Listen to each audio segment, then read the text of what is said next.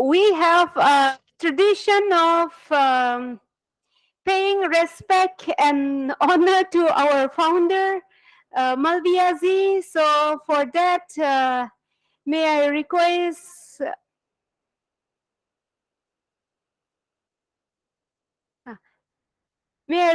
our head and also Professor Martin and Professor Akesender to uh, do the lighting as well as to kindly garland the portrait of our founder, Malviazi.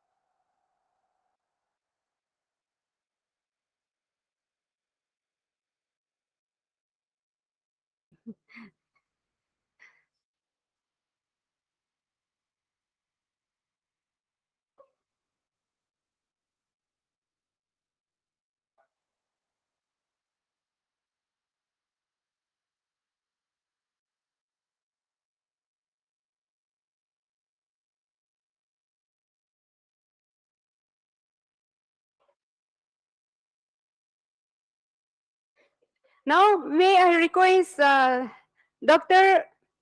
R.L. Bihera to kindly come and offer the Mangalacharan. Yes.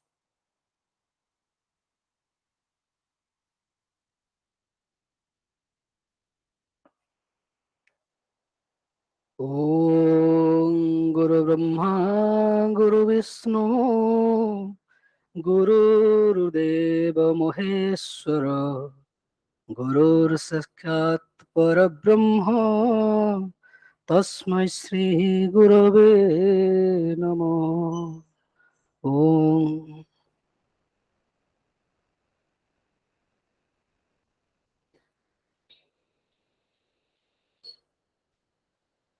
Thank you, Sir Bihara. And now we will have the Kulgit. So please come forward and sing the university anthem.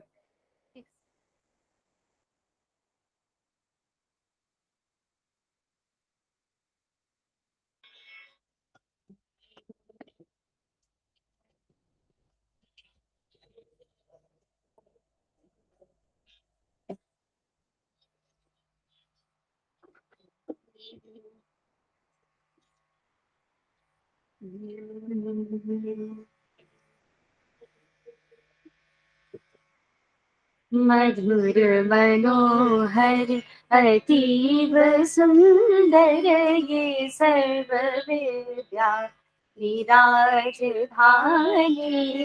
राजधानी मधुर मनोहर अतीव सुंदर ये सर्व विद्या विराजधानी राजधानी ये तीनों लोकों से न्यारी काशी सुज्ञान धर्म और सत्य बसे है गंगा के रम्य तट पर, ये सर्व विद्या की राजधानी, राजधानी। नए नहीं है ये ईट पत्थर, है विश्वकर्मा का कार्य सुंदर, रचे है वेदा के भव्य मंदिर, ये सर्व सृष्टि की राजधानी, राजधानी। यहाँ की है ये पवित्र शिक्षा की सत्य पहले फिर बिके हरिश्चंद्र थे यहीं पर, ये सत्य शिक्षा की राजधानी, राजधानी। वेद ईश्वर की सत्यवाणी, बने जिन्हें पढ़ के ब्रह्म ज्ञानी, हे व्यास जी ने रचे यहीं पर, ये ब्रह्म विद्या की राजधानी, राजधानी। वो मुक्ति पद को दिलाने वाले, सुधर्म पथ पर चलाने वाले, यही फले फूले बुद्ध शंकर, ये राज ऋषियों की राजधानी, राजधानी। सुरम्य धाराएं वरुणा से नहाए जिनमें कबीर तुलसी, भला हो कविता का क्यों न आकर, ये वाग विद्या की राजधानी, राजधानी। विविध कला अर्थ शास्त्र गायन, गणित खनिज औषधि रसायन, प्रतीचि प्राची का मेल सुंदर, ये विश्वविद्या की राजधानी, राजधानी। ये मालवीय जी के देश भक्ति, ये उनका साहस, ये उनकी शक्ति, ये मालवीय जी के देश भक्ति, ये उनका साहस, ये उनकी शक्ति, प्रकट हुए हैं नवीन होकर, ये कर्म वीरों की राजधानी, राजधानी। मधुर मनोहर अतीब सुंदर, ये सर्व विद्या की राजधानी, राजधानी। मधुर मनोहर अतीब सुंदर, ये सर्व विद्या की राजधानी, राजधानी।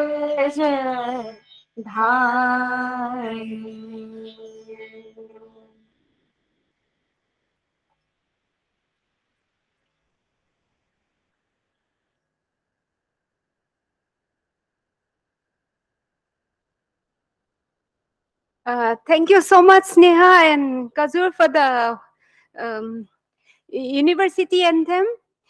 And now we will formally welcome our speaker, our today's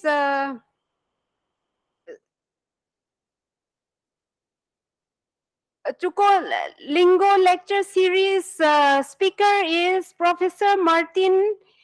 He is Professor Martin Rotting from Austria. and he is the head of the Department of Religious Studies uh, mm, from Selberg. And yeah, may I request our head of the department to kindly formally welcome our speaker by garlanding and yes, felicitating him. Yes.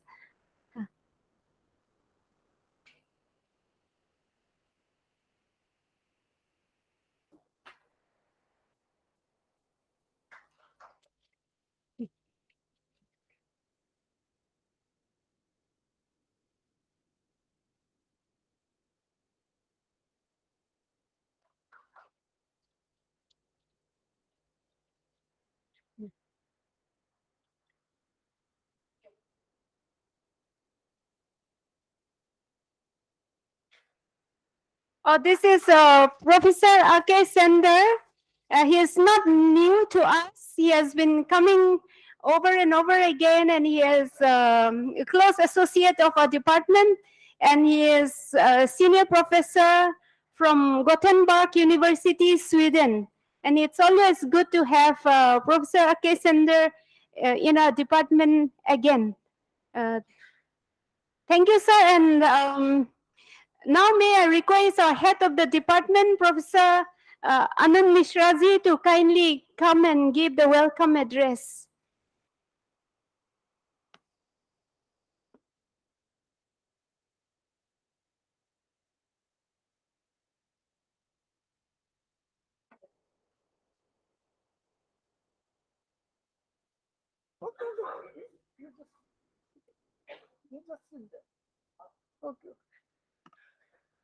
Hari Om. Honorable Chairperson Professor X Sender, our learned speaker Professor Rotten Martin,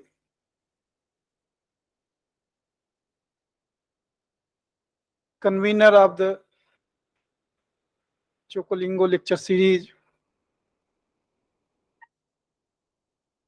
Dr. Grace Darling, our colleagues, students, friends, and scholars connected to the program. I, on behalf of the Department of Philosophy and Religion, BHU, welcome you all in this Chookolingo lecture series program. Friends, our speaker today is Professor Martin. He is expert of religious studies. He is presently working on a cross-cultural religious studies project, and actually he has come to Varanasi in that connection. He wants to associate our department with his project. I, on behalf of the Department of Philosophy and Religion, BHU, welcome you, sir.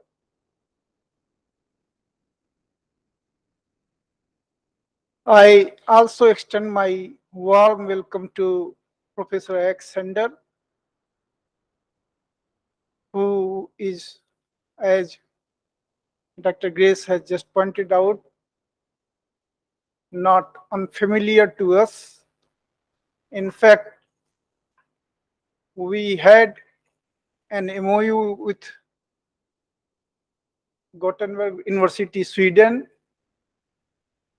In fact, Professor Sender was behind the Go India program, which was initiated by that time by Swedish government. He regularly visits our department. We are really proud of that this time he also is here with us. He has accepted our invitation to preside over the lecture, and he would be delivering his own lecture on 4th. So I welcome you, Professor Alexander. I also extend my warm welcome to Father Phillips, who is present with us, Professor Jyosna Srivastavji, Professor Rajesh Jhaji, and Professor, I see Professor Michael Ziki, he is also present with us. In fact, he had to deliver a lecture, but unfortunately he fell ill during his Tanzania visit. So I would see whether he can deliver his lecture online or not. However, we are glad that he is with us in the lecture program. So I welcome Michael. I also welcome all other colleagues who are present here in the seminar hall, our students and the scholars who are present online. Welcome you all. Thank you, Grace.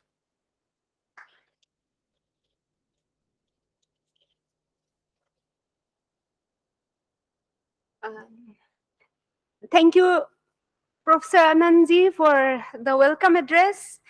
And now we will be having the lecture, and maybe for 1 hour, sir will give a lecture, and after that we can have some creative discussions. Not very unfriendly discussions, but some creative and helpful discussions. Maybe we can have after the lecture is delivered. And sir has come all the way from Austria, and yeah, it's a wonderful privilege for our department. We have been having many foreign speakers all these years.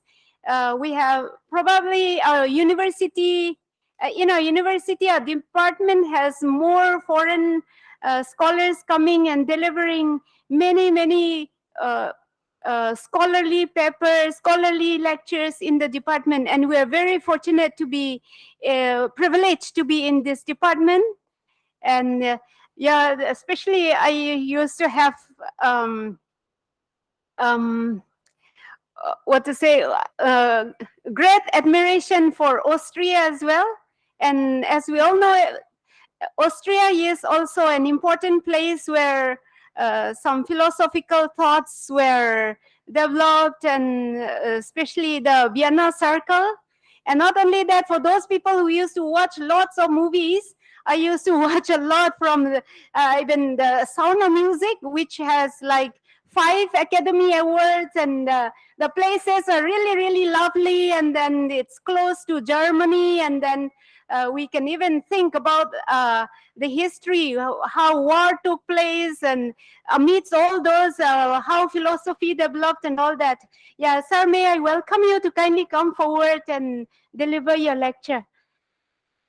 Thank you.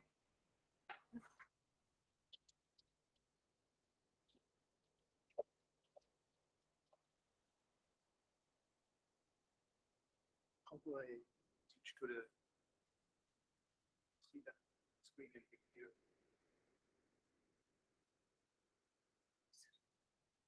Screen. I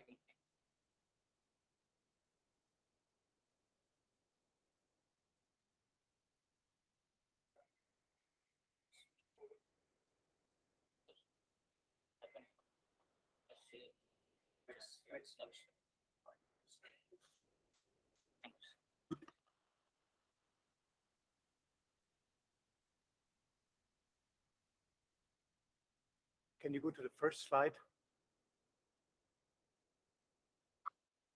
No. One back. Backwards. One more back. Backwards. Yes. Thank you. Thank you very much for this warm welcome and for taking your time to giving me a space in your busy academic life to share some thought which is the very idea of the project I'm coming with, which is the Cross-Cultural Religious Studies project. And I just want to say one word. Okay, yeah, thank you. Perfect. For the reason why I'm here, as you already mentioned, is the Cross-Cultural Religious Studies project. And it was Gary Allen, a wonderful book of global religious studies view. And when I read this book, it came out at the end that religious studies is very much and very often, still till now, a very European project. And that is, of course, wrong. And we have to work on that. And the only way to work on that is with the help of everybody on the entire academic world. So that ended up me in contacting Bettina Bäumer, who had contacts to Professor Mishat Anand, and then followed that invitation. And thank you very much for your warm welcome. The lecture I am giving is the outcome of my habilitation study, which deals with the question of spiritual identity. And as you can see from the headline, if you take away only one idea, if it's the idea that, oh, Martin Rötting from Austria talked about spiritual identity as a navigation system, then I'm fine. But of course, a navi or navigation system is a complicated tool which has to work. And that is what fascinates me, how in a very plural world we can make our navigation system of spiritual identity work. So the subtitle actually explains religion and spirituality in plural societies of present day.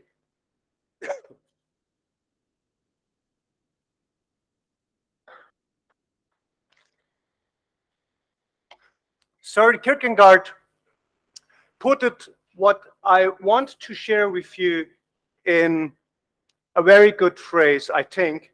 You can only understand life backwards, but you have to leave it forwards.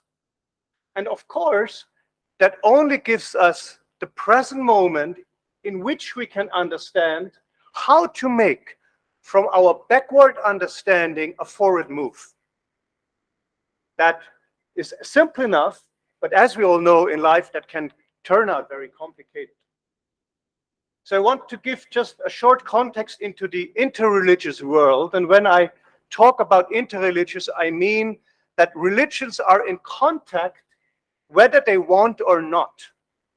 They can be wanting the contact, pursuing it, inviting each other, sharing, or they can not want contact, but that means by very not wanting the contact that they know about the other and they do something because of the other, which is already a contact, but not maybe the one which we talk about in interreligious dialogue, but it's a reaction towards something which is called another.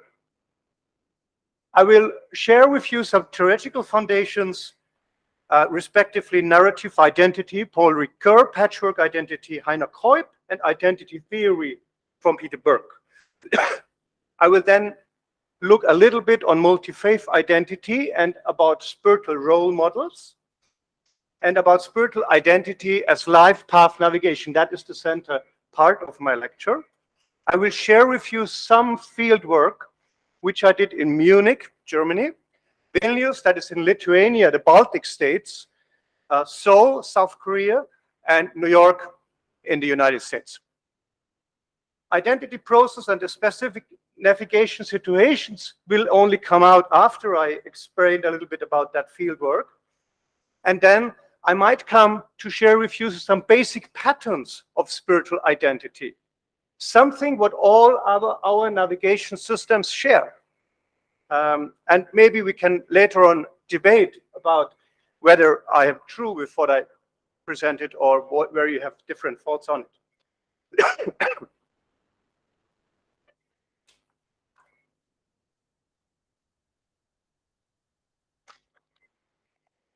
So some question we have to pass along the way is I'm speaking too slow or too quick? Are you fine understanding? Okay, good. How do we structure our interreligious world? How we make some understanding of what we see? How does spiritual identity emerge? What's the function of a spiritual identity? When can one speak of a failure? Can spiritual identity fail or succeed? What is failure and succeed in that respect? What role play religious groups, religious organizations, religious bodies, institutions, and so on?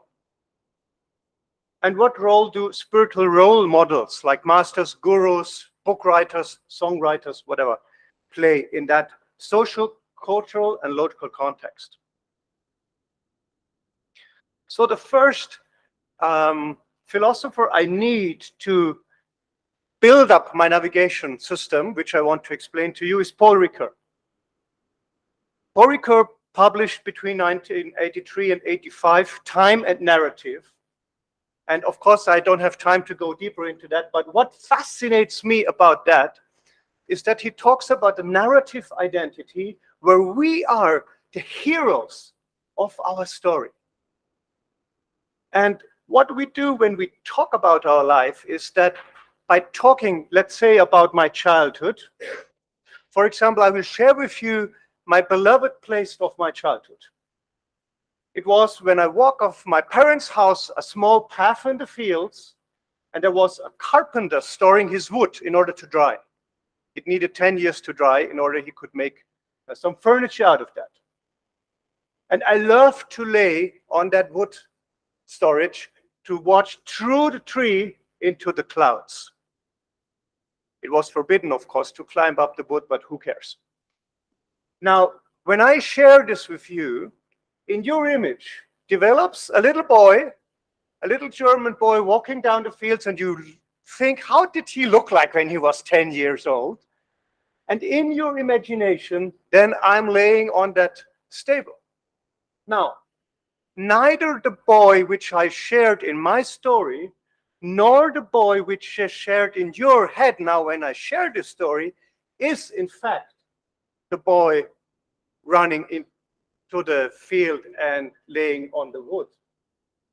It's all something we make up in order to create an identity. So my identity is created by sharing my life in my dreams, in my diary writings, in my sharing with my close mates. And even when the baby says ah to the mom, that's something sharing about its needs. So that's what Paul Ricoeur points to when he says our identity starts by sharing who we are. We tell our story. Which brings us to the fact that in societies where you cannot tell your story, identities might be different than in societies where you can tell your story. If you're encouraged to tell your story by education, by your parents, by your culture, your identity is different than in a society where you're not encouraged to tell your own story. A society which has many stories to tell gives lots of frameworks in which you can place your own story. It helps you to tell your story if you have many stories to tell. So through this process, narrative identity emerges. I quote, in other words, that the time becomes human to the extent that is, if it looking for a mode of the narrative, and then the narration acquires its full meaning when it's in a cognition of its temporal existence. Ricoeur, 1988, page 80. So for my navigation system, I need another theoretical part, which is Heiner Kuip. Heiner Kuip was professor of sociology at Munich University. And in 1999, he developed a study, a field project about identity of young people. You might know that around this time, Germany unified with East Germany, West and East Germany unified. During his study, he thought, I cannot research on identity only in West Germany if there is just a new Germany, East Germany. I have to now research East German students as well. So he went to East Germany and analyzed those young people's stories as well. And he came up with one story where he shared a young lady just studied history in Berlin. during the German Democratic Republic time. Then that system collapsed. And of course, that young lady couldn't use her understanding of history from that Democratic German Republic studies anymore. So she returned back home, and her grandmother, she knew how to cut hair. So for 2 years, not knowing what to do, she learned hair cutting to make a living. Then she studied psychology in the next political system. Now, when you read her CV, you read student of history, student hair cutter, student of sociology. That sounds strange. But if you know the German history, it makes perfect sense. She has to put in her narrative that identity of a history student of the German Democratic Republic, a hair cutter in the shop of her grandma, and a sociology student in one narrative. Heiner Kreub calls this patchwork identities. You know, patchworks are these kilt which just have different patterns, and you put them together in a nice new point. Please forgive me, I take a lot of water because I had a cough recently and I don't want that it starts. So that is how Heiner Kreub explains that many small patterns of identity became bigger unities, and then comes out an identity as a patchwork.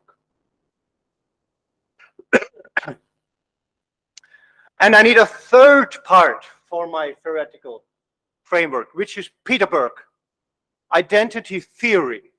Now, this is how Americans place their theories. They call it just with the headline, as if there is no other identity theory. Although they discovered very interesting how we act when roles are taking place. Usually, it might not happen here because my mobile phone doesn't work, but when I deliver a lecture, let's say in Salzburg or even in Sweden, I would deliver a lecture, and if I would go on my mobile phone during my lecture, you would think, what is this Professor Martin doing here? But if somebody would call me and say, your child is sick, it's in hospital, please hurry up, I would say, sorry, I have a problem, and you would understand. We have sometimes roles which are jumping up very high in emergency, but if I would now, without any reason, just leave the room to talk to a friend, you would say, what is this kind of lecture?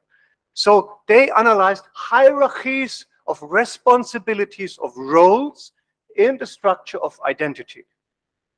And I like the following, which sums it all up, that always somebody's the manager, and the manager roles on all the other levels of our identity. This manager can change according to situation, and we also have to get our own understanding which role has to be on the top in which situation. Maybe you have dealt once in your life with people who mix this up, and that's very strange to deal with them because you feel insecure. Whereas if people who are settled in themselves, you feel that you can correspond with their roles very good. So in this day and age, some people do have more than one religion.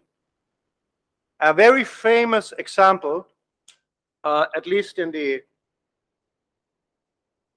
world of Western theologians, is this man here, Paul Nitter. He's an American professor, Catholic, but he said later in his life that he became a Buddhist. So now he says, I am a Catholic Buddhist or a Buddhist Catholic. And he wrote a book, Without Buddha, I Cannot Be a Christian. Strange title to many people, but also very fascinating to many people. And so he's very famous for the idea of multiple or double religious identity, which I'm not saying is common, but it is there from time to time. And some people, they might not say, I have two religious identity, but they might say, I'm very interested in this or that spirituality, and it really touches me. So the identity develops by a mix of people.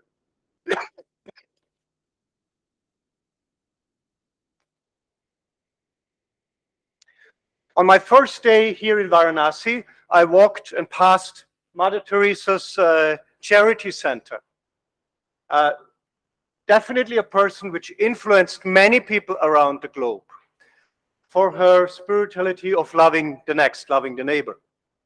The Dalai Lama, even though many people are not Buddhist, they would respect him for his message of peace and how he deals with the situation of the Tibetans. You have here Thomas Merton, who became an American monk who became very famous during the Vietnam War and the peace movement. You have a Christian saint from Assisi, became very famous for his simple life and taking care of others. And then, of course, you have Mahatma Gandhi, who in the entire world, when you study peace movement, you cannot study peace movement without studying Mahatma Gandhi. You always have to learn about what he fought. So even those people had a spirituality, and not everybody else is joining them, but many people would still be influenced by Mahatma Gandhi, Dalai Lama, and so on, for their input into the development of the humankind. Now, what does that to our narratives? We incorporate something what Mahatma Gandhi, Teresa, Franz from Assisi, or the Dalai Lama says. But that doesn't mean I'm becoming a Hindu, a Buddhist, or a Muslim, or whatever. But it means that I do respect what they say. So these role models, they build bridges between spiritual identities because they create narratives which I can share.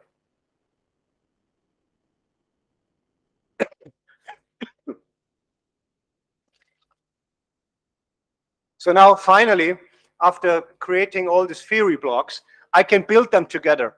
Like in Lego, I don't know if you know Lego pieces.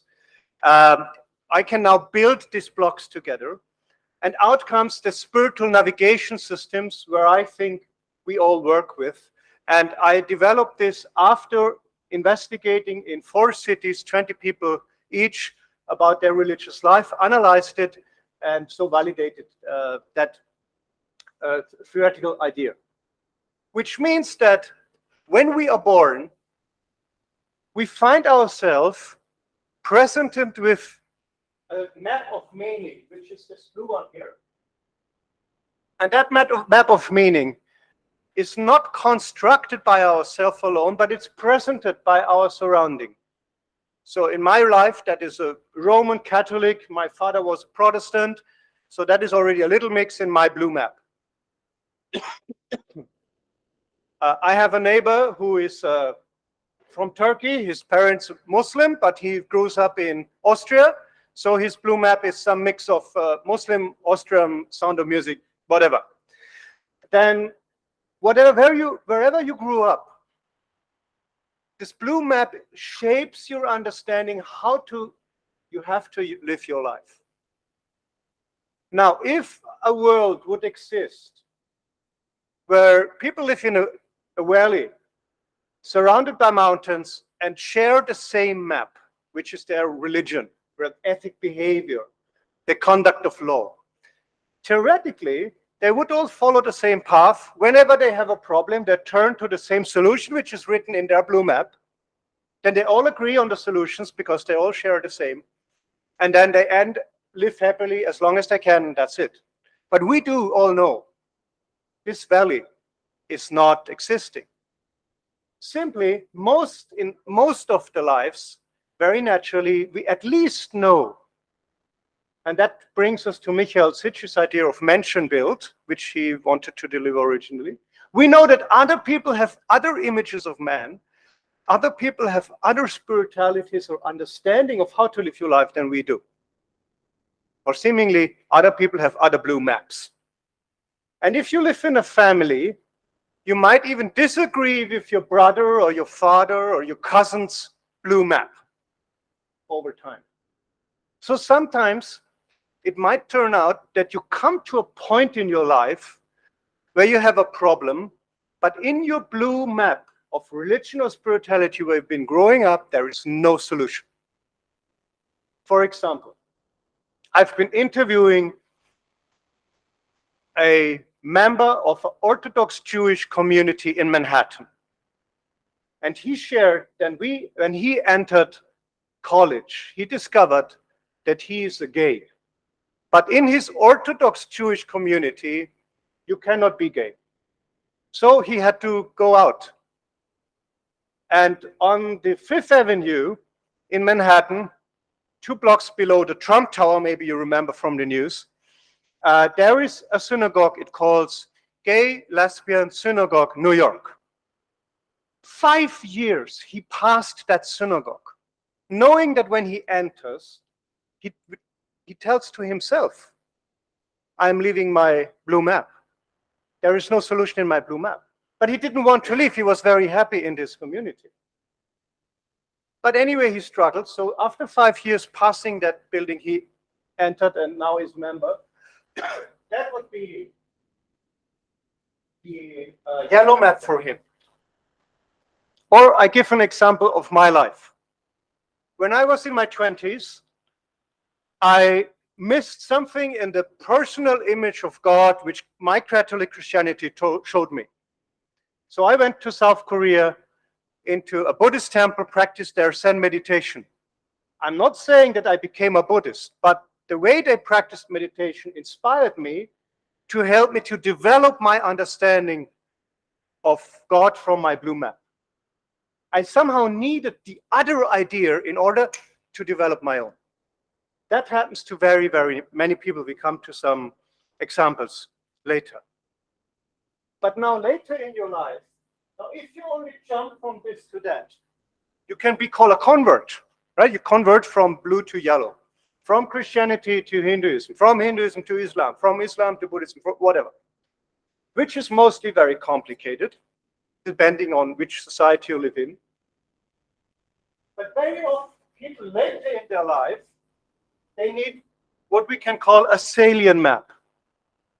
Because when you grow older, you have children of your own, which have their own children, and they're gonna be baptized or another ceremony, whatever which religion they grew up, and you don't want to be separate from your family very long. That's very painful. So many people, after digging in a second yellow map, they want to combine these maps together, blend them together, make them more harmonized. Because if they make a sharp distinction between the blue map and convert just into the yellow, they lose their old friends, simply because narratives change. When your friends of the blue map say, oh, it's Sunday, I'm going to the church, and you became, let's say, a fellow of Hindu tradition, and say, no, I'm going to the Hindu temple, you have to separate your ways. Sometimes that can be painful, sometimes that can be very respectful. Depending on the society you live in, you will have solutions how to live in harmony together, in respect to each other. But that makes a need for a map which explains that this harmony or respect is possible. And depending on the situation you live in, that respect has to be developed by yourself or by your close community or by your friends. Now, I want to dive with you quick into the examples of my fieldwork to share with you how that model of navigation system came about. But let's put it together very quick again so that you remember. There is first group map, there is one alternative map. I found up to 4 maps in the interviews. I made only one for simplification. Most people have 2, we found out. And then there is a salient map which people develops. Once they develop that salient map, they can combine the knowledge of the different maps into what we call spiritual anamorphose, and I will come to that later, which we need to be happy. But I'll come to that at the end when I explain you the details. So in a field study of Munich, I interviewed a man called Frieda, and I just have to, can you help me? I see, thank you. And Frieda said in the interview, yes, well, I think it's important to deal kindly with oneself and with one's own strengths and weaknesses. So rigorously, and also in these conversations after meditation, there are also more often during Lent, for example, yes, what do you do an exercise during Lent? What do you do without? And then I always say, that's an expression from Buddhism. I'm taking the middle way, neither excesses nor on the side or on one side or to the other. What does Frieda do? He talks about something after a meditation session. And we see and can understand that he thinks in a Buddhist way, but seemingly his friends meditating with him are Christians because they talk about Lent. Lent is the time before Easter in Christianity, where Christians usually say, I do something like, for example, I'm not drinking alcohol, I don't eat sweets, or something you do. It's a fasting time. A little bit like the Muslim Ramadan, even though fasting is structured differently there. So he says, when they ask him, what do you do for Lent? So what do you give up? He points to his understanding of the middle way. You can see here that he tries to put the maps from his surrounding Christianity, which he also belonged to, and his understanding of Buddhism somehow together. He's kind of trying to make a connection between it, stitches a row. So to summarize what happened in Munich is that I found out that the Catholic Church is a big reference to many of them, but many people in Munich are dissatisfied with the Catholic map. They disagree of what Catholic Church does, many of them because, and that has to do with the sexual abuse scandals which happened in around the globe. So towards the institutions, they would be very hostile. That doesn't mean that they all pull out, but they would have an inner distance to the institution, even still maybe being a Christian. Judaism plays a big role, even though after the Holocaust of Second World War, people nowadays discover that, for example, the grandma they lost and who they thought is a Christian, in fact was a Jew and turned to Christianity in order to save her life during the Nazi regime. But only now when the people die, you can find out because they hide the secret very deep in themselves.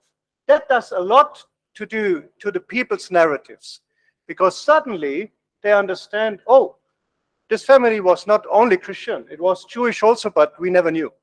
So it changes a lot. Many alternatives map of people I interviewed in Munich deal with Zen or Eastern meditation, a lot of yoga or so-called neo-Hindu spirituality. For example, many gurus in the West, they would turn to Ramana Maharshi, but then you find very different many ways of that, and that's not all traditional. Advaita teachers, meditation comes out a lot, but also a Taizé community, which is a Christian community with a lot of mantra singing, and monastic spirituality plays a role. And now let's come to Vilnius. Vilnius is the capital of Lithuania and the Baltic states, and as you might be well aware of, it was part of the Soviet Union before the Soviet Union collapsed. My interview partner, whose name is Justus, he was growing up in the Soviet Union when he was in the first year of his class. And his teacher said, living in a communist system at the time, first thing about religion in class in the first meeting, I always remember, Justus tells us, I always remember my very first teacher, the only teacher. She was teaching us for all things you know. So she was saying, you know, a few years ago, the guy flying to the sky and he was looking around and he found no God. So relax, children, there is no God.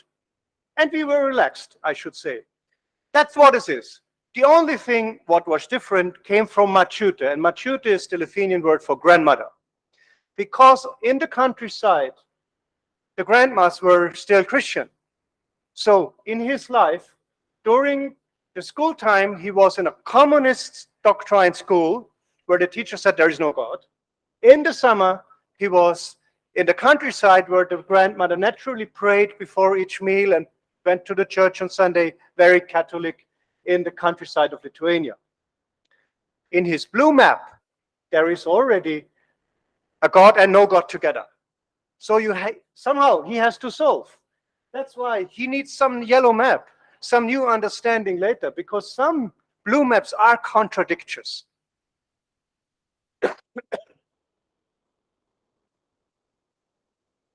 I skip some interviews because I see the clock and I don't want to overdo with your time. In the Soviet period, people could not talk about religion in Lithuania. But then when the new freedom came, so many religions came into Lithuania at once, and people got a kind of a cultural religious shock from zero religion to not only 100 but 300%. All the small sects and Buddhists and Hindu and whatever came, guru teachers from the West, from the East, and all the Christian missionaries all came at once. People did not know. They got offered so many yellow maps, they did not know what to do. Computer programmers might call that stack overflow. Too much. Cannot deal with that.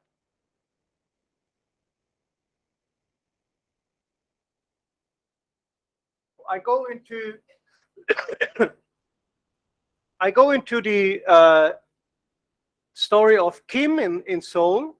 He tells us about Zacchaeus of the Bible, and he says he wants to become like him. I once felt that I had taken too much money from people and I had to meet for dinner.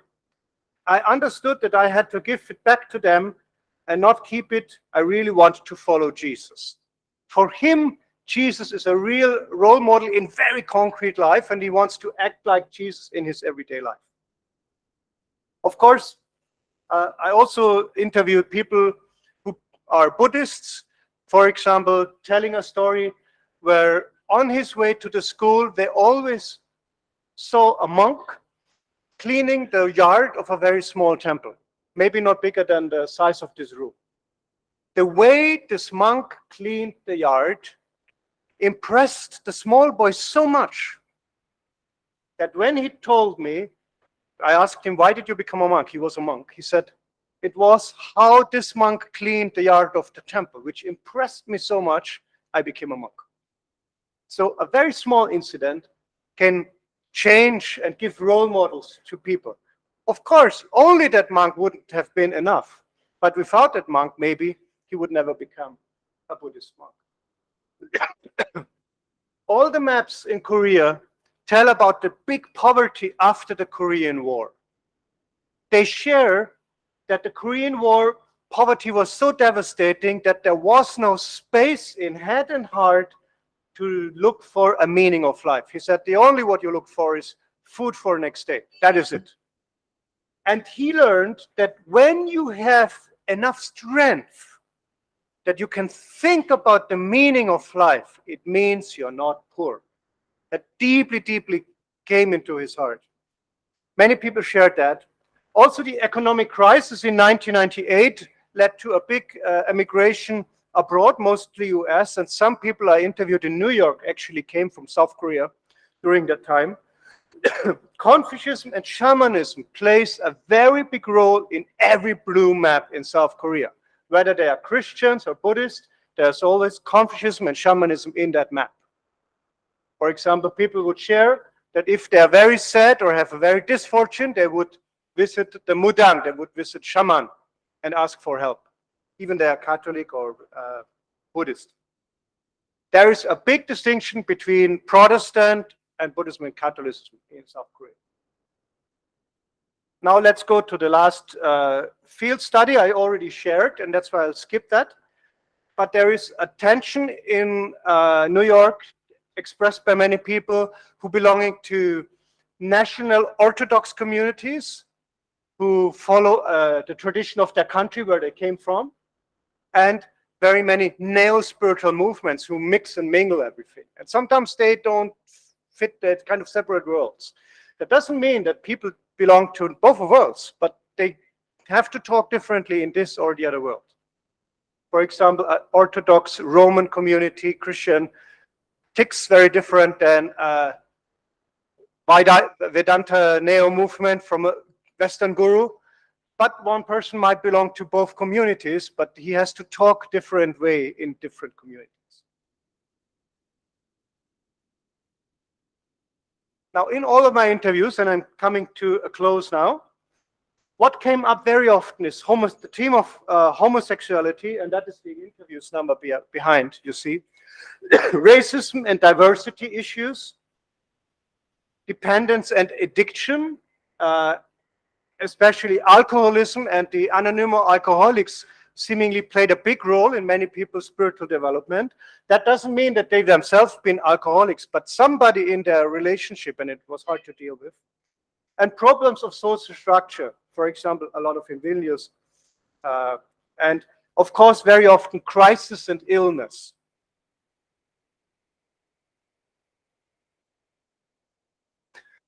Now, when people have to share their understanding of spirituality,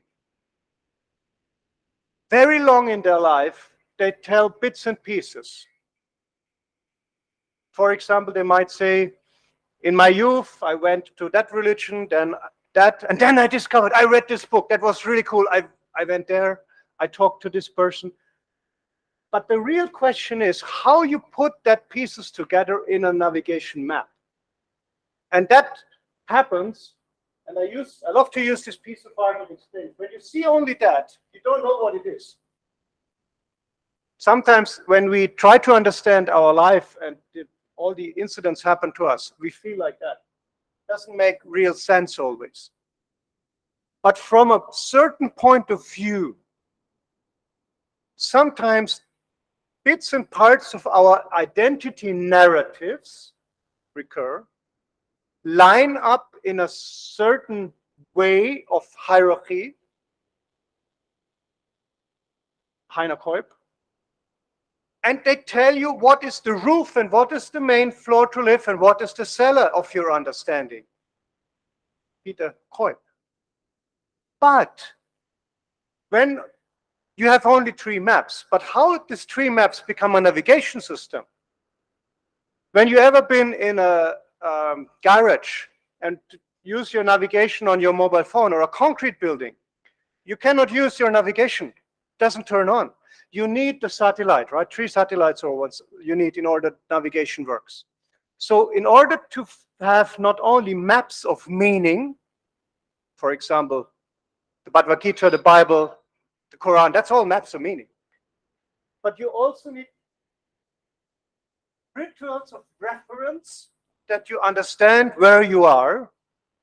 For example, we sang a song of the university in the beginning. It remembers us where we are. And you need a goal, where you want to go to with your navigation system.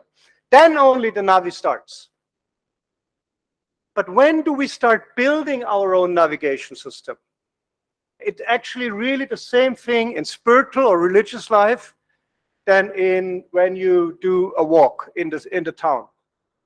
When you walk a path, you never turn on your navigation system, right? You always turn it on when you lose your way. And that is the same in religion.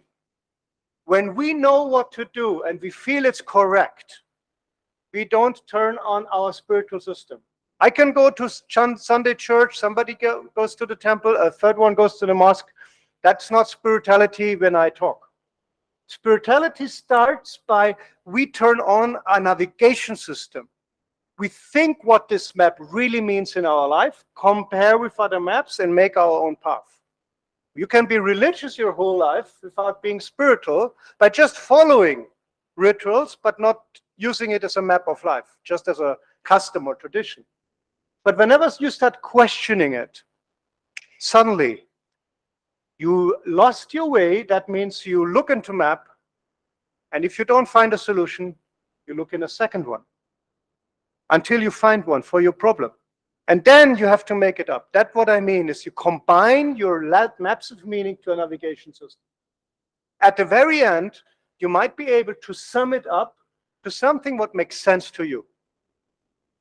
I interviewed 80 people in 4 cities, asking them about their spiritual identity. And one question after usually 20 minutes was, what is the meaning of life for you? Always some seconds, pause. And that's what people said. I call that spiritual anamorphosis. That is an anamorphosis, you see? It makes sense out of this little piece. This little piece suddenly became one. When your map of meaning and your life, your rituals to see where you are, if that is prayer or running or yoga, whatever you do, singing, dancing, and your goal becomes one, then you have a spiritual anamorphosis. Now, religious people or philosophers, they used to think that these maps of meaning are everlasting. I am also religious, but here I'm standing as a scholar of religious studies, and I have to say, after interviewing 80 people, very often they see their map of meaning collapse, and they have to build them again. Doesn't mean that the map was wrong, but their understanding changes. For example, strong illness, loss of a child, split up of marriage, death of a close person, war, heavy illness. That causes us to question our meaning of life suddenly. And you have to check it again and sort your maps again. So in the religious studies understanding, spiritual identity is not everlasting, but it is an ever ongoing process of updating your navigation system. But of course, we get advanced during life. And if you have done it very often, you get more skilled in update your navi, so to say. You know the maps, you know your rituals.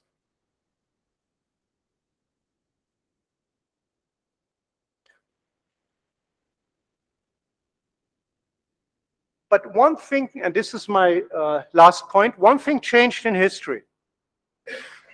Some centuries ago, we would have had in most societies of the world a dominant religion and maybe small little groups who influence the salient map. You remember the salient map is on the top. That means that this is heavy blue, and there are little alternative maps. But in some countries, you risk your life and you turn to them.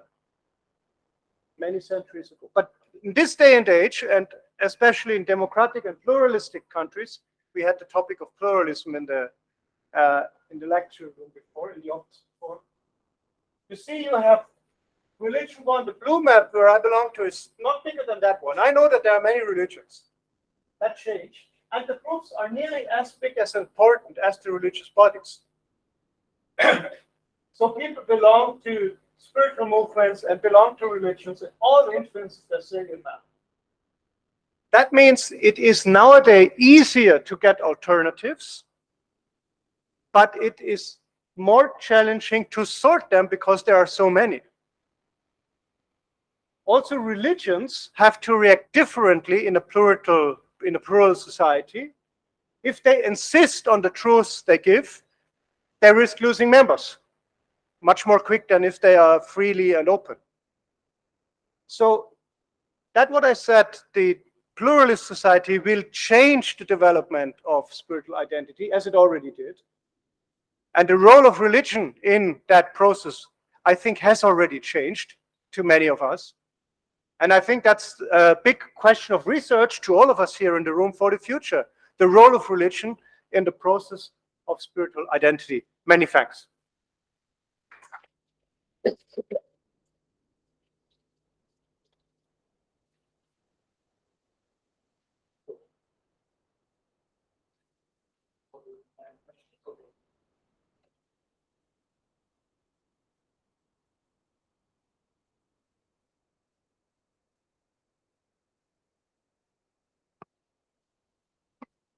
So now we have a question and answer time. So if there are people who would like to ask questions and discuss, then time is given.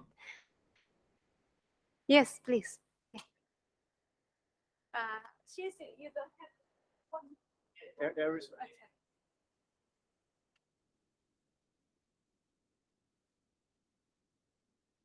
Firstly, thank you so much, sir, for your very important topic, and very interestingly you discuss about it.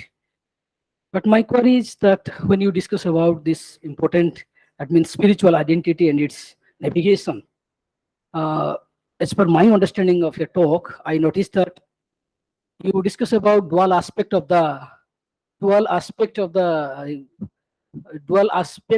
factors of uh, factors which are helping us to uh, which helping us for identity and its navigation. But I couldn't notice that very clearly about what are the factors. And so that means in your talk, that means about spiritual identity and its navigation. And its navigation, yes, you discuss about two factors or dual aspect of the factors which help us to do it. Yes. So, but I could notice clearly. Therefore, I have some query about what are the basic factors are required to make our spiritual identity. Yes. Thank you for that question.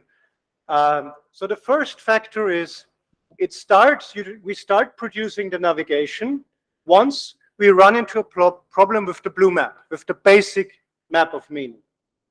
So spiritual identity process starts when we question the blue map. We find alternatives, one or two, factor two, and then we make a salient map, which is our own product.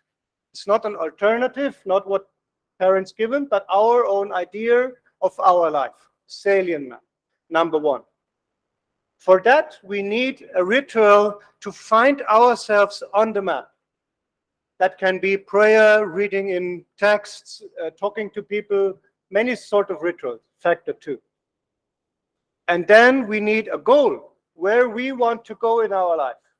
That goal can be informed by each of the maps, factor three. So if that three come together, then spiritual harmonophores can come up, and we can name our identity. Then we can sum it up.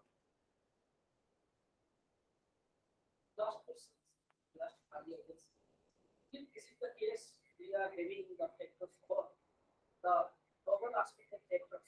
Those who are ritualistic and externalistic. Sir, if this is the case, you are claiming that there are multiple number of factors are intervening in this enterprise of spiritual identity and its navigation.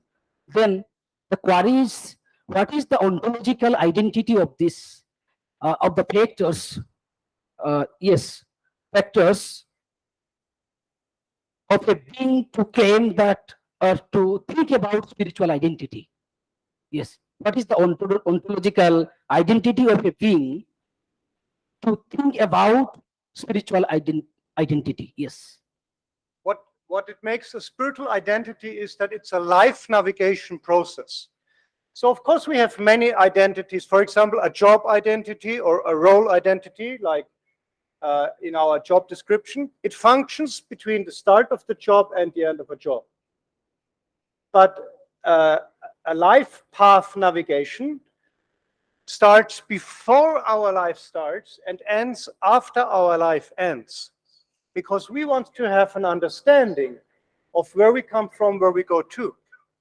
This understanding might be already part of the blue map, because many religions already share where do we come from, where we had to, before birth, after our death.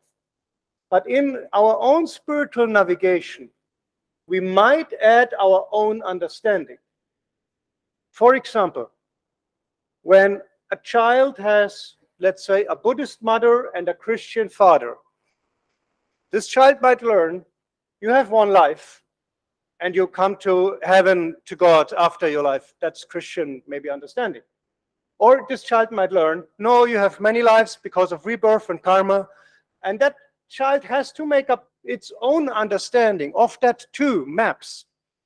But it deals not only with the role of a child, but with the meaning of life in total, because it starts before its own life and ends after its own life. It extends the empirical understanding of life. That's what I would say makes it spiritual. It differs from religion because when I use the term religion in this lecture, religion is always related to an organization or a body of organizations which belong to an already formed a tradition. Spirituality is much more individual. Of course, many religions push spiritualities, form spiritualities, that's clear. But in that regard, we have to develop our own spiritual identity along the ways I shared. I hope I answered your question.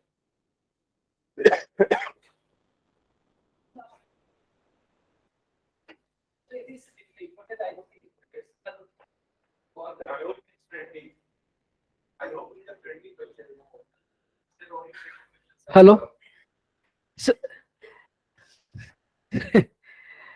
so I think it is important for me that, so in case of interreligious world, is there any possibility to determine the strongness and weakness of an individual for spiritual identity? If so, how is it? And even if it is possible within the realm of interreligious world, then do we have to move to another level of religion or not? If yes, then what is that? I think the interreligious world cannot satisfy or um, uh, cannot create any appropriate platform to make us so and so spiritual.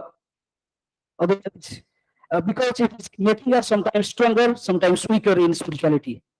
Therefore, there is possibility of another realm of religion.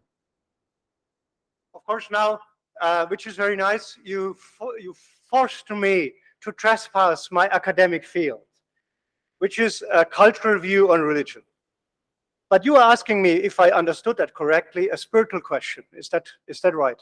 So, but I would say that even many spiritual texts themselves, they point to the fact that there is some transcendent which might never change because it's everlasting truth, but there is also the ever-changing world. And most spiritual texts tell us how can we navigate through the changing world, and they tell us you have to touch the everlasting truth in order to navigate through the changing world. Now, in religious studies terms, that everlasting, as a religious studies scholar, I cannot name that. But as a spiritual person, we do have names for that, of course. In the spiritual anamorphose of very many people, when I ask them about the meaning of life, they share that understanding you refer to. But interesting enough, they all sometimes struggle that this everlasting truth can hit ground on their everyday reality struggle. That I think people share when they look for a spiritual identity. I know that I didn't fully answer your question, but I tried to trespass out of my field into spirituality without leaving it totally. But I thank you very much for your question. Very important. Thanks a lot for your nice lecture, and we were also learning from the conversation between you two. I'm actually, presently going to say something which is actually coming from my friend Pramod Bagre. I think he's not here, but basically, he does not believe in any God. I mean, so he's just representing a class of people, say atheists. Now, for the atheists also, there is a blue map. You would agree? The atheists, they also have a blue map in the sense that they are born into a certain socio and family situation. Atheists, you mean? So cultural situation, they have something in which they are brought up. Now that may be religious or atheist, that's a different matter. But nonetheless, there is a blue map. Now, in the case of the atheists, they are also looking for the meaning of life in a consistent and coherent manner. But the problem arises that the various options available in terms of religious narratives, none of them are capable of satisfying them to develop their own, higher level maps. So they perhaps it appears like they totally give it up, and they create a new kind of narrative for themselves. Yes. Now, my question is basically, would you call this a kind of spirituality? Would it be appropriate to call this itself a kind of, because ultimately, they are looking for the same kind of answer. What is life? How do we deal with it in the given situations? Okay. Yeah, I understand. Your question points me to another question I've been asked, very similar, but from the other angle. Somebody asked me, is an ideology and an ideology map not also a kind of spiritual navigation system? And I really struggle with that, because we do have to find an answer. Otherwise, we cannot separate spirituality from ideology. What is very interesting, and that is what your point refers to, seemingly sometimes personal crisis can lead us to kind of give up building the navigation system, right? You refer to one example. The question of ideology refers to another example, but it's the same giving up building the navigation system. Now, when you give up building the navigation system, you still have to make decisions in your life. You still have to make navigation. But if you have not your own navigation system, clear enough, you take those from another people. That means you take a map from somebody else to navigate. And here I would say ideology starts. You did not check the map you're following by the experience I referred to. The process of navigation system development in spiritual identity only works when theoretical, empirical, very personal experiences work together. You have to rationalize, but you have also to digest emotionally your maps. Otherwise, never you come up with a navigation system. If you follow an ideology, ideologies have a very big advantage. Mostly they're very simple, have one main road, and somebody tells you, if you go this road, you will be rich or healthy or happy, whatever. We might follow, or people might follow that simple map for a while, maybe even until the end of their life. But if it is not having all these aspects I shared, I would not call that spirituality. And there is my little hope how you can distinguish between ideology and spirituality, because an ideology is never fully digested with your own experience, where spirituality has to. And that map claims it. I hope I answered your question. But that means that you stop building your Navi halfway. Partially, you have answered, but there is a supplementary to it, and I would like to present it. You see, one thing you have made very clear, that you don't take ideology and spirituality to be the same. Yeah, I understand that. But just at the end of your answer, you said that ideology is never in terms of verification and fulfillment by, or verification, corroboration through your own experiences. Whereas in case of spiritual narratives and spiritual navigation system, it is in those terms. But I have a certain doubt over here, because when you talk of the spiritual navigation system, one very important cornerstone of that is your destination. And the destination, as you have pointed out yourself, is something transcendent. Yeah. How you are going to understand your state of existence and your activities in terms of that, and how it is ultimately going to lead you to that. But I don't believe that the majority of the people who are living, and of course all of them, or majority of them, would be having their own spiritual navigation systems and narratives. But perhaps it would not be very acceptable to say that they have all gone through the kind of higher spiritual experiences which could corroborate their understanding and narrative of the transcendent reality, which they might have come across through the texts or through their traditions or through the gurus. It is, for most of them, definitely, it is not in terms of direct personal experience as such. So I don't think that is a very good criteria to distinguish between ideology and that. Instead, I would like to, humbly suggest something different, and that which may serve as a criterion for distinguishing between ideology and a spiritual navigation. Because I think it is in terms of destination, as you said, that it is a very important cornerstone for any navigation system. But the destination that you definitely have in the spiritual navigation system is beyond this phenomenal world. It is something transcendent that you want to relate to, that you want to ultimately move towards. But in terms of the non-religious ideologies, could be social, political, whatever, there is no necessary reference and no ultimate destination to some higher, a transcendent kind of reality. It is all perhaps, limited to the phenomenal, ever-changing world.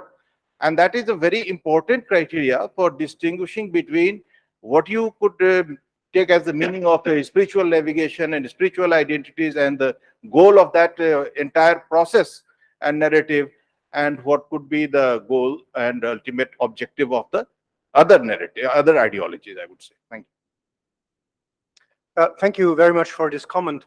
I do agree about the difference, and I want to add also very interesting is that in ideologies very often the narrative of the ideology itself presents itself as a goal. So it basically replaces what religions sometimes refer to as a transcendence term. I also find very interesting what you said about the experience of spiritual transcendence. The first idea we get is in the blue map, right? And we don't experience what our parents share or our surroundings share. We just have to believe that they are correct.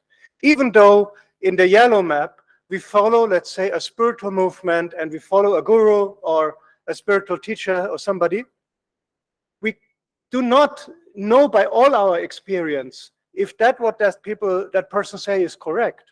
But by practicing whatever they teach us, we kind of digest and find out, is the map correct? And if that will separate us from everybody else and make us problem with all around the world, we get maybe suspicious. If it unites us with everybody and make us help to understand the other maps, we feel comfort. Even though the teacher tells us you have to go whatever deep into the mountains for several years, usually they tell us you have to come back. You not go to the mountains to stay there, you go to the mountains to come back.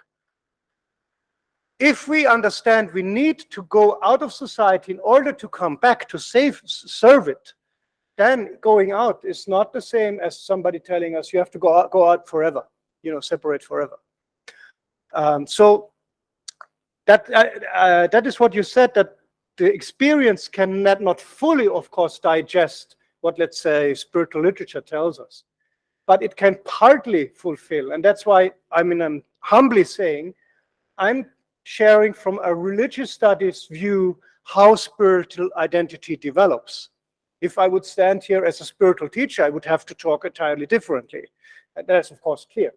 I tried just from a cultural point of view map out that spiritual identities have become more complicated to develop, and we can have a structure, the one of a navigation system, to share about it in an academic world. Yes. I think, sir, that is why you have not thought about trans-religious world. Yeah. Yes, that is what you stopped within the inter-religious world, not beyond that.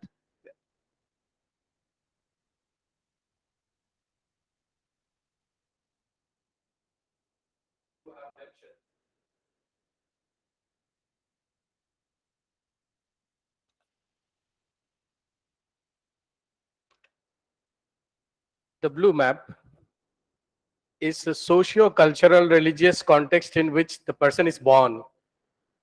And then he begins to make his decisions to go where he would like to go.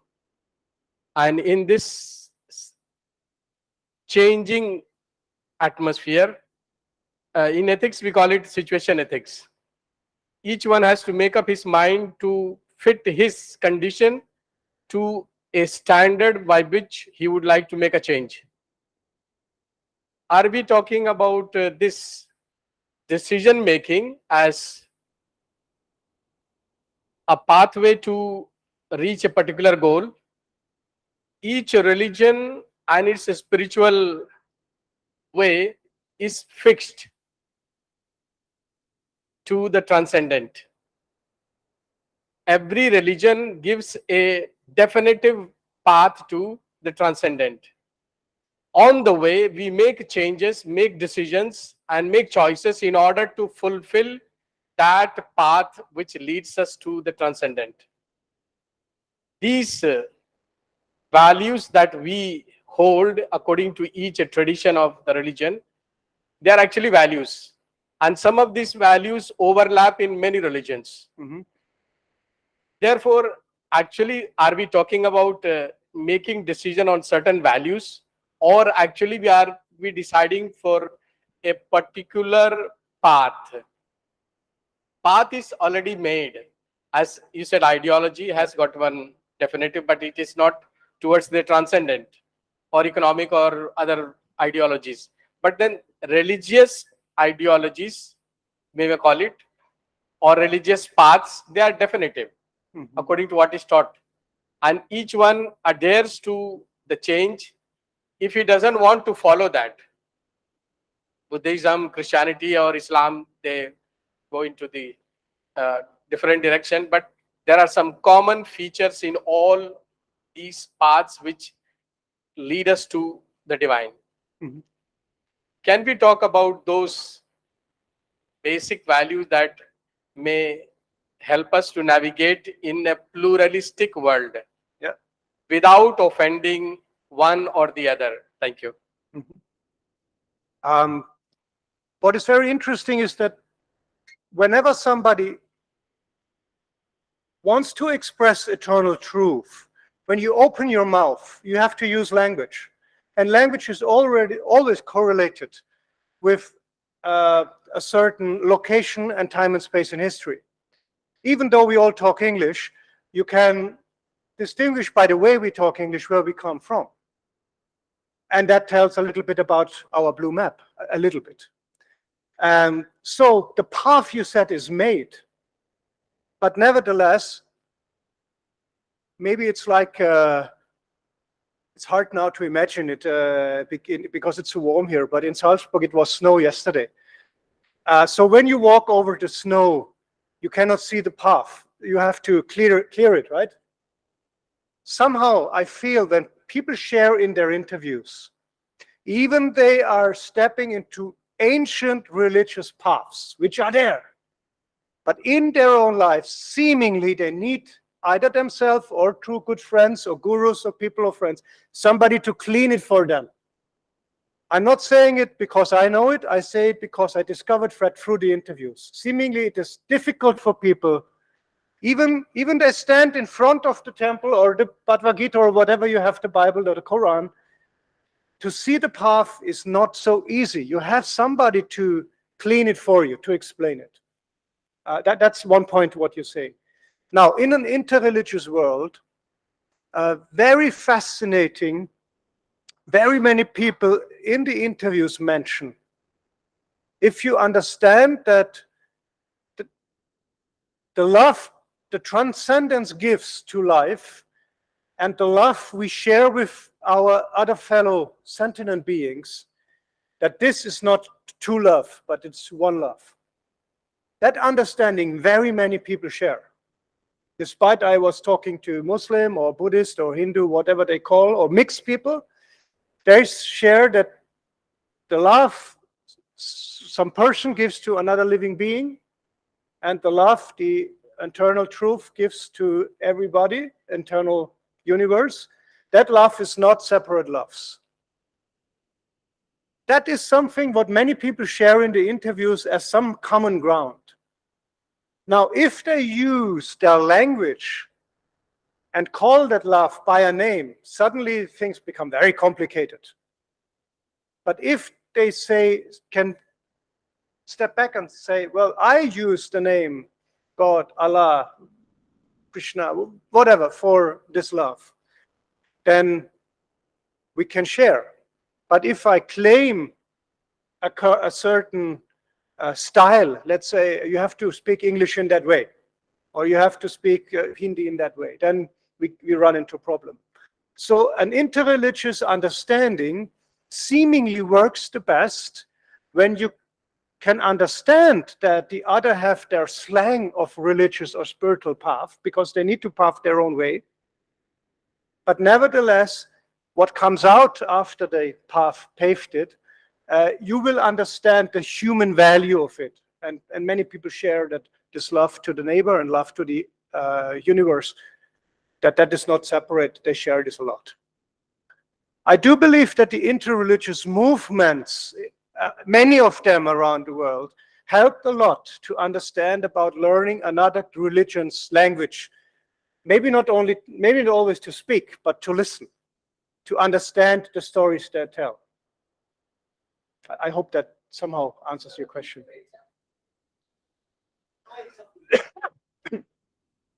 Example is little not convenient to me because if you granted that something is hidden, that means your goal is hidden.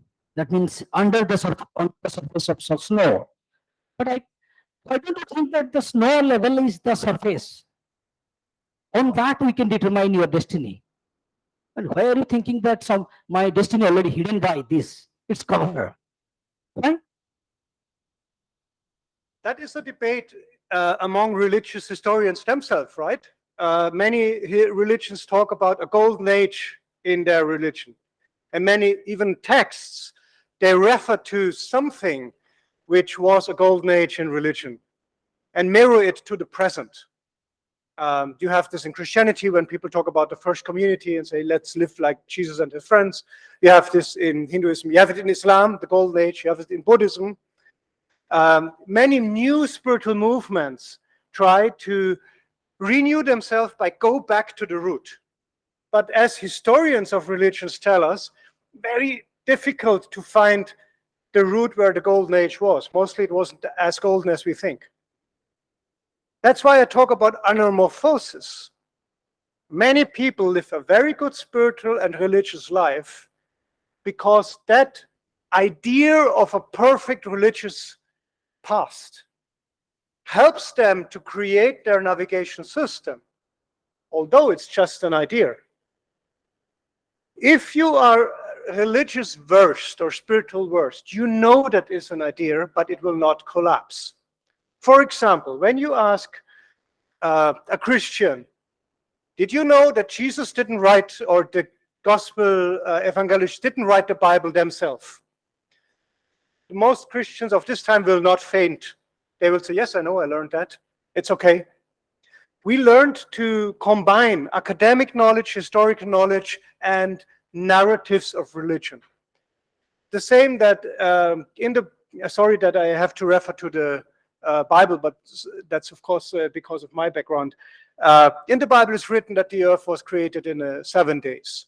But nobody believes that that is an historical, there are people who do believe it, but most Christians will not believe that it's an historical account. They will refer to it as a song of reference to the universe. So we do distinguish between the history shaped in the religious stories and the truth the stories want to transport by that history, which is created mostly backwards in times of crisis. So religious historians, they might disangle and destruct that kind of story. And some people are frightened by that. But even though I know researchers of history of religions who are religious people, we can separate that. That means different. It's also a different map of looking at religion. In that way, you can find out what is the snow and what is the pathway. That's what your question turned to, right?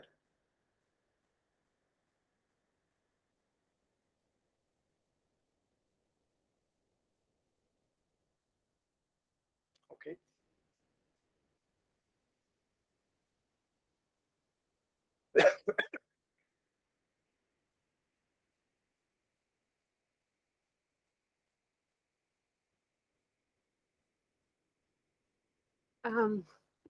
We really thank you and appreciate Professor Martin for the scholarly paper and also the in-depth studies that you had taken, traveling to different countries of the world and sharing your findings with us. We really appreciate that.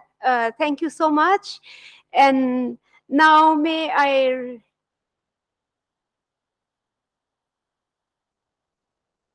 oh.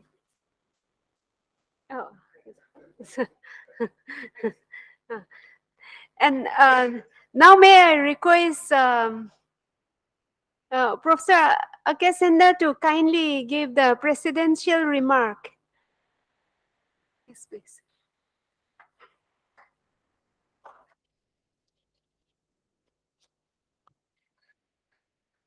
Professors, doctors, and ladies and gentlemen. Thank you for giving me the honor to try to give some remarks on Professor Martin's very rich and elaborate lecture here.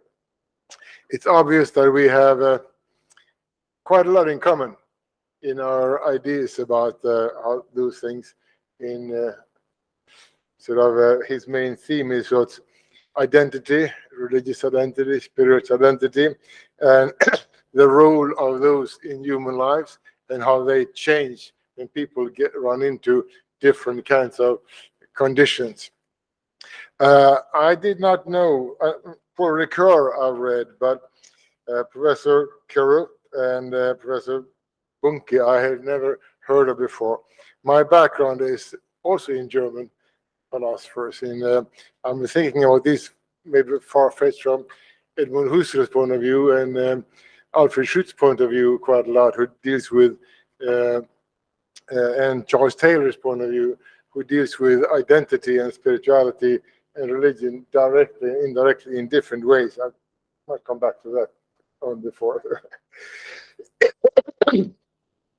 Anyway, I should not summarize his lecture, but when you give a lecture where you have key terms like spirituality, identity, religion, navigation, which you can find numbers of books on each of those terms, and they pretty much discussed how you should interpret them, you're having problems. But the basic idea that each and us, every one of us, is born into an already ready-made world that we take over, like with the mother's milk. What is a man? What is a woman? We take over the basic concepts as we take over our language. And just as when we learned our language, I mean, once you learned Hindi or English, you can't stop using it. If I'm, for example, say something, a pen, you can't just listen to the word. You always get the meaning coming to you. So you learn how to give the word meaning before you even know you're learning anything. And that's pretty hard to get rid of after that. So that's the blue map. I think it's kind of uncontroversial. When we get on later on with life, the blue maps, of course, change too. And Paul Ricoeur is right there that memory are not anything stable. Memories are very plastic and malleable things. When new things happen, we overwrite the old memories with new memories. We resurface them, we put them in different, gives them different meanings. And the stories people tell us what we did when we were kids, we can use in very many different ways when we get older. Everybody isn't religious or spiritual, and you were into the discussion about how you should distinguish religion and spirituality and ideology, and I think we agree to quite some extent there, but we would like to have an interesting discussion, I think. And you never have interesting discussion with people you agree completely with. You always have interesting discussions with people you disagree with to some degree. So I think we could have interesting discussions there to come.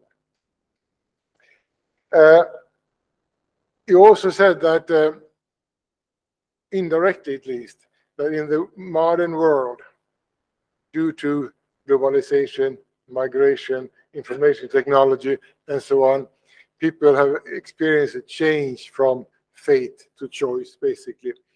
Go back 200 years, and people were stuck in the blue map. But now with radio, newspapers, TV, internet, and everything, we get flooded with options. We get choices all the time, and those choices are not often easy to make. And we also get the, what you call,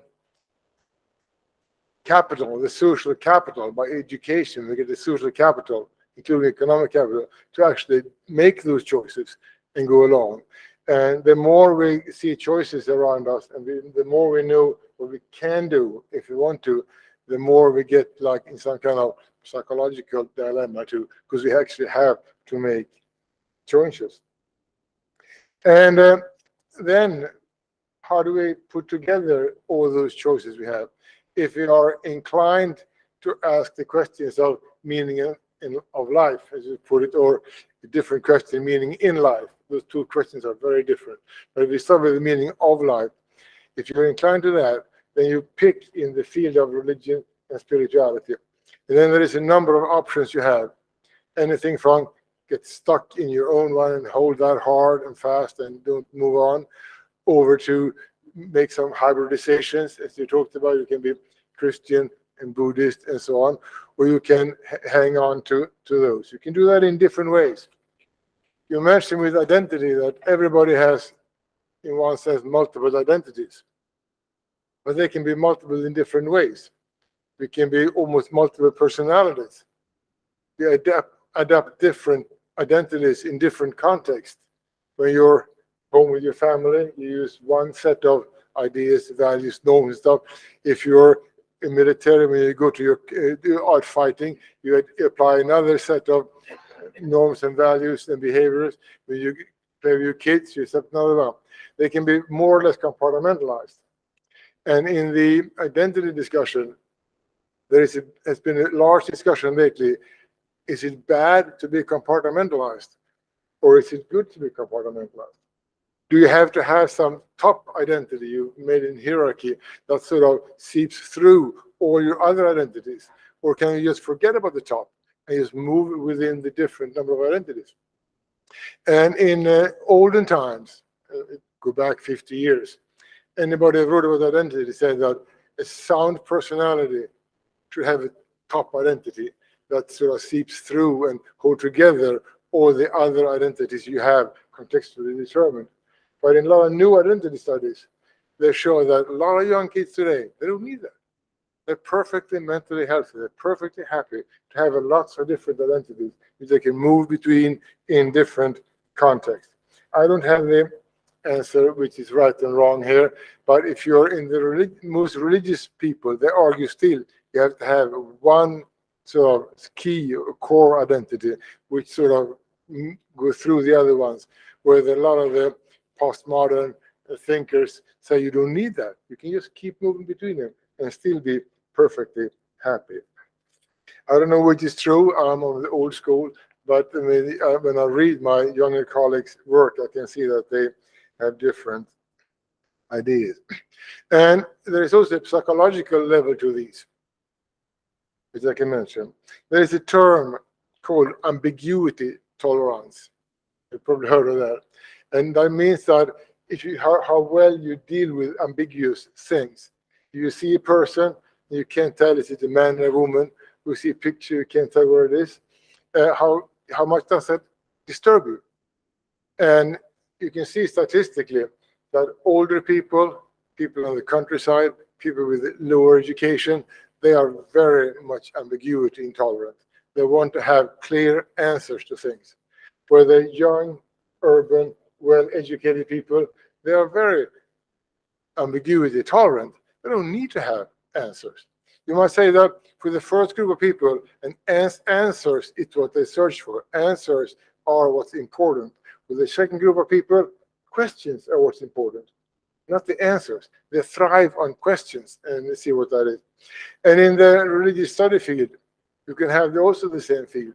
You have what you talk about ways of being religious.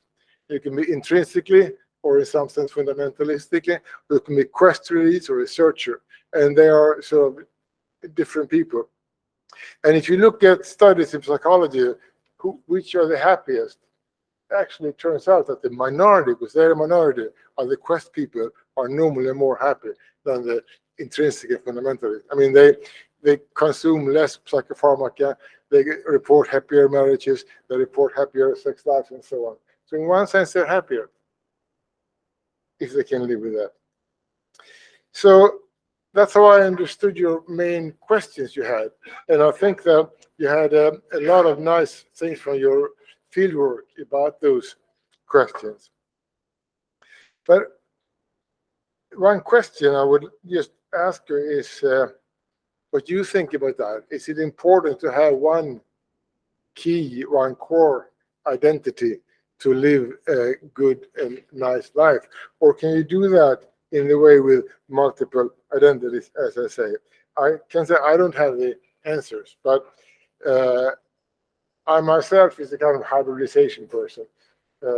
I can say that with, I don't need to go through what it is, but I'm a kind of hybrid with between a lot of religious and spiritual background, and I'm personally very happy with that. But what do you think about for the general people? Because as you also mentioned, it's always, or most of the time, when people get their meaning of life questions actualized, it's due to some kind of crisis. You mentioned the whole string of them there. But say somebody who never gets it actualized, are they worse off or better off? Is it sort of good for a person to start questioning, ask why? What's the meaning of life, or what's the meaning in life? If there isn't any goal, if there isn't any particular goal that's given by some transcendent or other force, then there is no goal in the navigation. You have to navigate without a goal. Is that worse or is that better? Can you just give some comments on that, please? Thank you.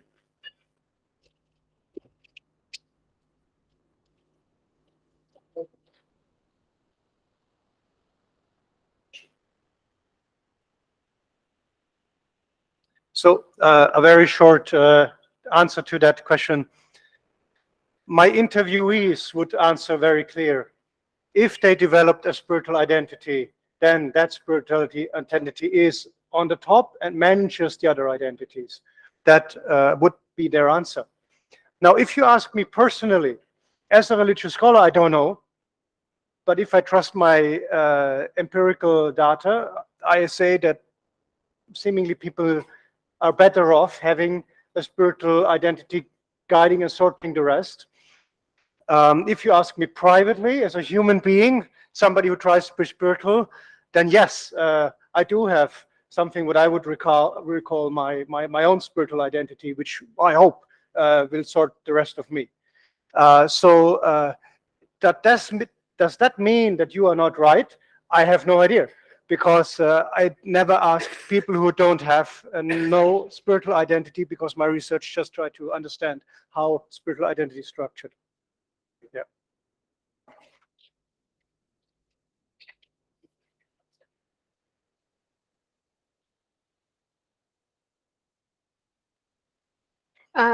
Thank you very much, Professor Akesender, also for the insightful and for the presidential remark that has captured the presentation in a beautiful way, and then given us in a precise way, and help us to understand things better. Thank you so much. And I think I have to request Professor Keja to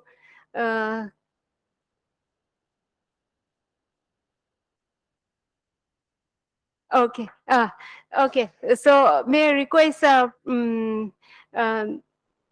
R.L. Behera to kindly come and give the vote of thanks.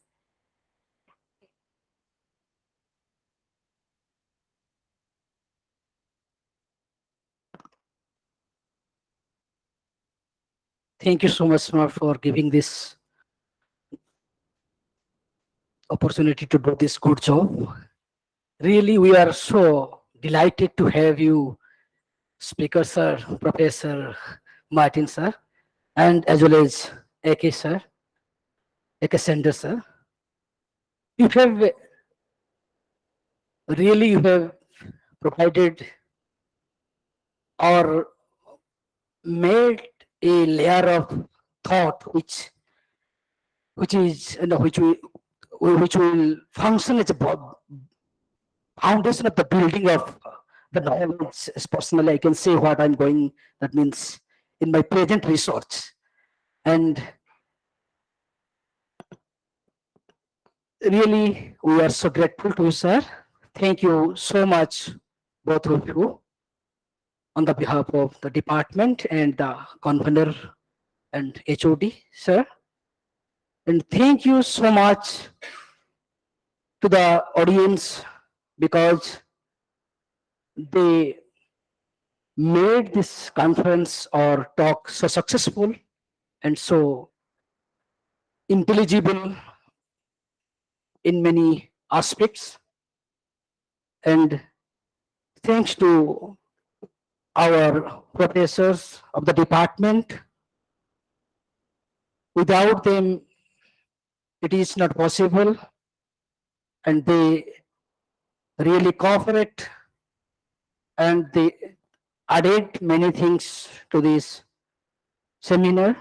And thanks to the scholar, those who patiently listen and enlighten their knowledge, certain aspect or certain way. And thanks to all the members of this department for their cooperation to make it something better and successful. So thank you one and all from offline and online, those who listened and patiently participated in this seminar. Thank you all.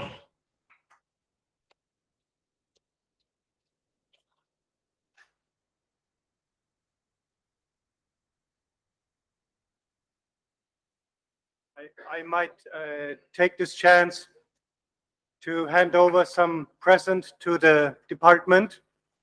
You mentioned the Sound of Music, and you might recall some of the pieces of the movie in that cup.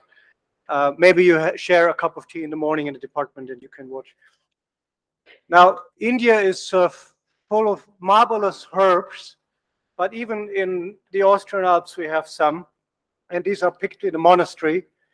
And this monastery is very famous in our region for that herbal tea. And I thought, can I bring herbs to India? Yes, I can. And then the university I come from, which is shared, is celebrated last year its 400th anniversary. And this book is a kind of a chronic of that 400 years. And since I hope that we can make an establishment, I would need it here. Thank you very much for inviting me.